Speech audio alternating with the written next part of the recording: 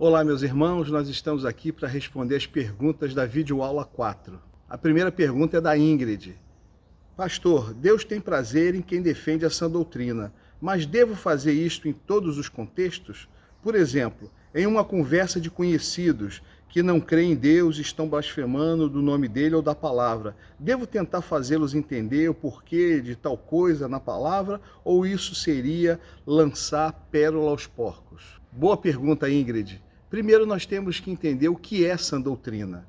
A sã doutrina é tudo aquilo que Jesus ensinou e tudo aquilo que os apóstolos ensinaram.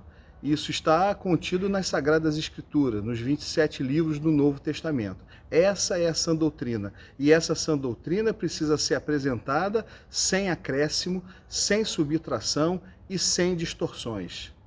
Veja bem, a sã doutrina pode ser comunicada de três formas. Ela pode ser apresentada, ela pode ser explicada e ela pode ser defendida. Nem sempre nós precisamos defender a sã doutrina, às vezes nós precisamos simplesmente apresentar ou explicar. Eu não consigo defender para quem não conhece. E como você falou muito bem, há contextos diferentes onde essa sã doutrina precisa ser comunicada. O primeiro contexto é quando ela é comunicada a não crentes. Para não crente, geralmente a gente apresenta a sã doutrina. O não crente não conhece, então você apresenta. E no máximo, para quem conhece um pouco, você explica a sã doutrina. O segundo contexto é quando nós comunicamos aos crentes. Eles já têm um certo conhecimento. Então você precisa apenas explicar a sã doutrina. E um terceiro contexto, que é o contexto da carta à igreja de Éfeso, é o contexto dos crentes líderes, dos crentes formadores de opinião, geralmente pastores, professores de escola bíblica, são aqueles formadores de opinião. Esse não. Esse você não precisa apresentar e nem precisa explicar. Esse, se eles estiverem somando, subtraindo ou distorcendo a sã doutrina, você precisa defender. No que diz respeito a comunicar a sã doutrina, seja se ela for apresentada, explicada ou defendida, há um versículo bíblico que para mim é uma referência e serve como base. Está em Colossenses, no capítulo 4, no verso 5, e diz assim: portai-vos com sabedoria para com os que são de fora, aproveitai as oportunidades, a vossa palavra seja sempre agradável, temperada com sal, para saberdes como deveis responder a cada um. Veja bem, Ingrid, para mim esse versículo é um princípio, é uma base, é uma referência. Nós devemos buscar sabedoria em todas as circunstâncias. Nós devemos aproveitar as oportunidades para falar. Não é falar de qualquer maneira, é falar com sabedoria. Se for salgado demais, não serve. Se for sem gosto, insosso, não serve. E sempre com amor. É importante entender que quando nós comunicamos a doutrina, a sã doutrina, nós comunicamos com graça, nós comunicamos defendendo ideias. E se nós precisamos combater alguma ideia distorcida, nós devemos ficar no campo das ideias, nunca ataques ad hominem, ataque a pessoas. Geralmente, alguns, quando perdem um argumento, atacam e ofendem pessoas. Isso a gente deve evitar, esse tipo de coisa. Agora, obviamente, quando você comunica a doutrina, você vai encontrar pessoas que recebem bem e pessoas que recebem mal, pessoas que aceitam e pessoas que rejeitam, pessoas que respeitam e pessoas que desprezam. Se você encontrar uma pessoa que recebe, que respeita, que acolhe, bom, você cumpriu o seu papel, né? Você conseguiu comunicar bem a doutrina de Cristo. Agora, se você encontrar pela frente pessoas que rejeitam, depende da situação. Se for uma pessoa não crente, você deve procurar com sabedoria uma outra oportunidade, um outro momento, falar de uma outra maneira. Nós temos que ter paciência. Agora, se você encontrar uma pessoa que rejeita ostensivamente, a ponto de ofender, a ponto de debochar, como você falou, aí realmente se aplica o capítulo 7, versículo 6 de Mateus, que você mencionou, onde está escrito: não deis aos cães o que é santo, nem lanceis ante os porcos as vossas pérolas, para que não as pisem com os pés e voltando e voltando, se vos dilacerem. Você citou esse versículo e isso é verdade, mas isso em alguns casos, em casos extremos, onde você já tentou de tudo e a pessoa continua debochando, continua escarnecendo, aí realmente não deve insistir. Você não pode querer mais comunicar a doutrina do que a pessoa quer receber a doutrina. Há um outro versículo também, no livro de Mateus, no capítulo 10, versículo 14, que também é o norte. Jesus disse: se alguém não vos receber, nem ouvir as vossas palavras, ao sairdes daquela casa ou daquela cidade, sacudi o pó dos vossos pés. Aqui é claro que nós devemos entender em que circunstâncias isso deve acontecer. Como eu falei, para o não crente, para o novinho, aquele que está começando, que está aprendendo, nós temos que ter paciência. A Bíblia manda a gente ter paciência com os fracos, aqueles que estão iniciando. Agora, tem momento para tudo. Quando você sente que esgota todas as possibilidades, quando o campo das ideias, os argumentos já se esgotaram, aí Jesus manda você sacudir o pó dos pés e você parte para outro campo, para outra pessoa. Enfim, não devemos insistir com quem não quer receber. E recentemente nós tivemos aí algumas situações públicas de deboche à fé cristã, como um site chamado Porta dos Fundos publicou um conteúdo que muitos se incomodaram, ou a próprio desfile de carnaval, fizeram um desfile recentemente com Jesus na avenida, distorcendo as coisas. Enfim, o que eu vou esperar de uma pessoa ímpia que declaradamente, compulsivamente debocha do Evangelho? Eu acho que esse não é o caso de você se desgastar em defender, não. Esse é o caso que você falou muito bem. Não vou jogar pérola aos porcos, sacode os pós dos pés e parte para quem quer receber a palavra de Deus, o Evangelho, a doutrina que vivifica, edifica as nossas vidas. Agora, Ingrid, note bem que o contexto da carta à igreja de Éfeso era totalmente diferente. Ali Jesus elogiava que a igreja combatia aqueles que se diziam apóstolos, aqueles formadores de opinião, aqueles líderes dos nicolaítas. É uma outra categoria de gente. Aí, nessa carta, não está falando de não crente e nem está falando de um crente que desconhece a verdade. Então você descarta a tarefa de apresentar a sã doutrina e explicar a sã doutrina, e aí sim você parte para a tarefa de defender a sã doutrina. Agora, para defender a sã doutrina, você precisa conhecer a sã doutrina, e não conhecer superficialmente como a maioria conhece, mas preciso conhecer profundamente. Você só pode defender aquilo que você conhece profundamente.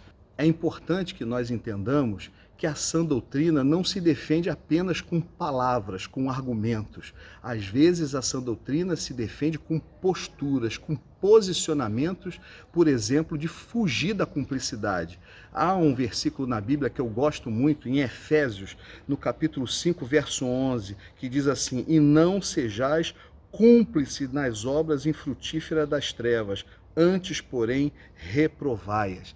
Veja bem, aqui esse versículo adverte que nós não devemos ser cúmplices e ainda por cima nós devemos reprovar. Mas o alvo não são os não crentes, não é aquele teu colega do trabalho que debocha, que escarnece. O alvo não é uma pessoa que está iniciando na fé, são esses líderes, esses lobos vorazes que distorcem o evangelho para manipular pessoas, para benefício próprio.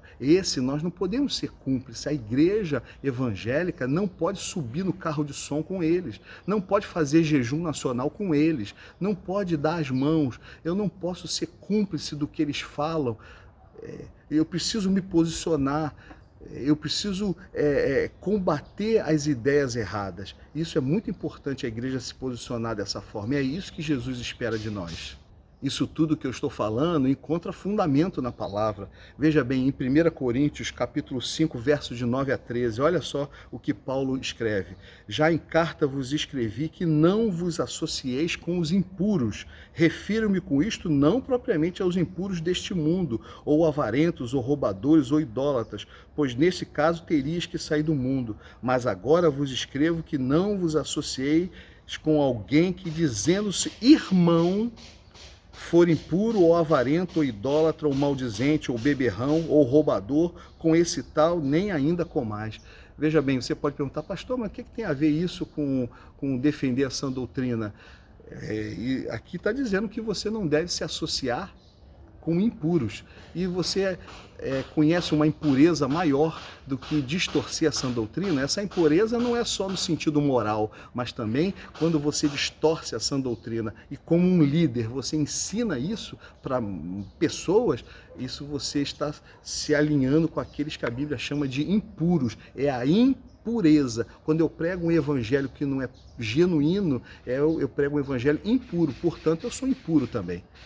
Há um outro versículo de referência muito importante, 2 Tessalonicenses, capítulo 3, verso 6. Paulo diz: nós vos ordenamos, irmãos, em nome do Senhor Jesus Cristo, que vos aparteis de todo irmão que ande desordenadamente e não segundo a tradição de que nós recebestes. Então Paulo diz isso claramente, não como sugestão, mas como ordem. Se aparte desse, não se associe com esse. Isso é uma forma de defender a sã doutrina também. Eu não devo estar associado a alguém que acrescenta, alguém que subtrai ou alguém que distorce o que Jesus falou e o que os apóstolos ensinaram. A outra pergunta é da Aline. Ela perguntou: pastor, conjecturando, imaginando, será que a igreja de Éfeso deixou o primeiro amor por ser uma igreja muito aguerrida contra os falsos profetas, que se tornaram um pouco críticos e frios demais com os outros, deixando assim de amar as pessoas e terem misericórdia com elas devido ao seu olhar absurdamente rígido, endurecido por causa dos falsos profetas? A causa de combater os falsos profetas não pode ter se tornado a principal prioridade, causa ao invés da pregação da salvação de Cristo Jesus? Aline, você está certa. Realmente, o fato de nós entendermos que a tarefa do crente não é somente pregar o amor, temos que entender também que a tarefa do crente não é somente defender a sã doutrina. Nós precisamos, o evangelho, ele tem várias características, muitas coisas precisam ser comunicadas e faladas. Então, como eu disse na aula, o que vale uma igreja doutrinariamente correta se ela não tiver amor? Se essa rigidez que você comentou, ela for roubando aquele entusiasmo, aquela graça, aquele amor. Nós devemos comunicar o evangelho, sim, com muito respeito, com muito amor, com muito carinho às pessoas. Não devemos nos omitir, não devemos deixar de defender a sã doutrina, mas isso não é a única coisa que os crentes e a igreja precisa fazer. Você está certo. A última pergunta é do Marquinhos. Ele disse: vejo muita gente debatendo a sã doutrina. Temos cenários em que é muito claro o desvio, mas também temos muitos cenários onde líderes honestos defendem a sã doutrina e mesmo assim divergem de outros também honestos. Como poderíamos lidar com esses cenários?